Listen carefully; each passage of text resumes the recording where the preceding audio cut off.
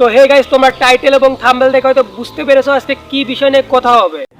বিষয়টা হচ্ছে টিকটকে ঢুকলে তোমরা এই মেয়েটার অশ্লীল ছবি হয়তো দেখতে পারছো এবং আমিও দেখতে পারছি।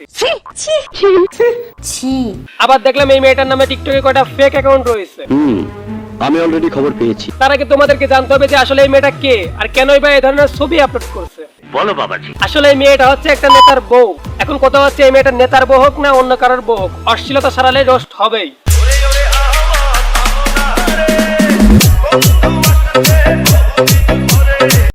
মানে গাইস, তোমরা এই নেতার বইয়ের পিক গুলো দেখো, একদম সানি লিওন স্টাইল। গাইস, তোমরা তো জানো নেতা বা মন্ত্রী বিভিন্ন ধরনের হয়ে থাকে, যেমন সেতু মন্ত্রী, তথ্যমন্ত্রী, শিক্ষামন্ত্রী।